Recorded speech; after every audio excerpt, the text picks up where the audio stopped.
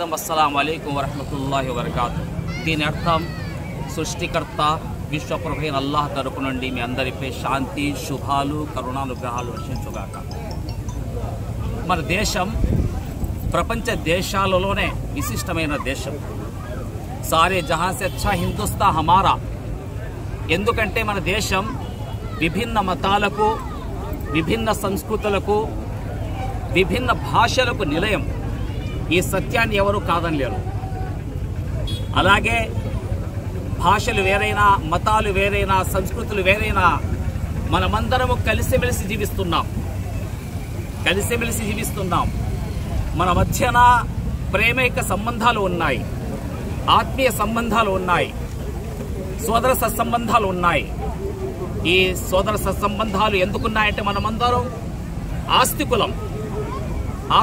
దైవాన్ని నమ్ముతున్నాం. దేవుని పట్ల మనకు దృఢమైన నమ్మకం ఉంది. ఆ దేవుడు మనల్ని చూస్తున్నాడు, మనల్ని గమనిస్తున్నాడు, మన మాటల్ని వింటున్నాడు. ఒక్కొక్క కదలికను ఆయన గమనిస్తున్న నమ్మకంతో మనం జీవిస్తున్నాము. ఆ దేవుడే మనందరినీ కలిసిమెలిసి జీవించాలని, పెద్దలను గౌరవించాలని, పిల్లల్ని ప్రేమించాలని, స్త్రీమూర్తిని ఆదరించాలని ఆదేశించాడు. ఏ మతమైనా, ఏ మత గ్రంథమైనా చెప్పే సత్యం ఇదే. వసుధైవ కుటుంబం అంటారు. మానవులందరూ ఇప్పుడు నివసించుతున్న మానవులందరూ ఒకే దేవుని దాసులు, ఒకే తల్లిదండ్రుల బిడ్డలు. ఆ విషయమే దివ్య ఖురాన్లో స్పష్టంగా చెప్పడం జరిగింది. ఇన్నా ఖలఖనాకుం మిన్ దకరిన్ వ ఉన్సా. ఓ మానవులారా, మేము మిమ్మల్ని అందరినీ మేమే పుట్టించాము. మీ మధ్యన తెగలు వేరు కావచ్చు, జాతులు వేరు కావచ్చు, భాషలు వేరు కావచ్చు, కానీ మీరందరూ ఒకే దేవుని దాసులు, ఒకే తల్లిదండ్రుల బిడ్డలు. అయితే ఎవరైతే మీలో భయభక్తి కలిగి పరిశుద్ధమైన జీవితం గడుపుతారో ఇన్న అక్రమకుం ఇందల్లాహి అత్కాకుం, వారే గౌరవనీయులు, ప్రశంసనీయులు, వారే ఆదరణీయులు. కనుక మనమందరం మన విశ్వాసాలను ఆచరిస్తూ పరమతస్థుల విశ్వాసాలను కూడా గౌరవించాలి, వారి నమ్మకాలను కూడా గౌరవించాలి, పరస్పర అవగాహన చేసుకోవడానికి ప్రయత్నించాలి. జాతీయ సమైక్యత చాలా అవసరం. కలిసి ఉంటే కలదు సుఖం అన్నారు మన పెద్దలందరూ.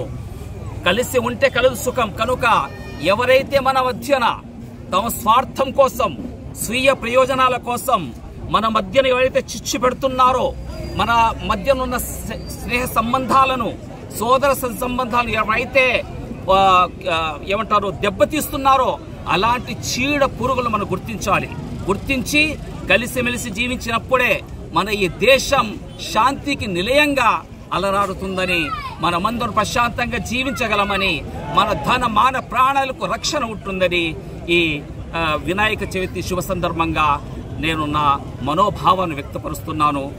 ఈ అవకాశం ఇచ్చిన మన ఎమ్మెల్యే గారికి, పెద్దలందరికీ హృదయపూర్వకంగా జమాత్ ఇస్లామీ హింద్ తరపు నుండి, సిరాతి ముస్తకీం వెల్ఫేర్ సొసైటీ తరపు నుండి, మస్జిద్ ఇబ్రాహీం తరపు నుండి మీ అందరికీ శుభాకాంక్షలు తెలుపుతూ మనమందరం ఇలాగే కలిసిమెలిసి జీవించాలని, జీవిత మాధుర్యాన్ని ఆస్వాదించాలని ఈ శుభ సందర్భంగా నేను సందేశం ఇస్తున్నాను.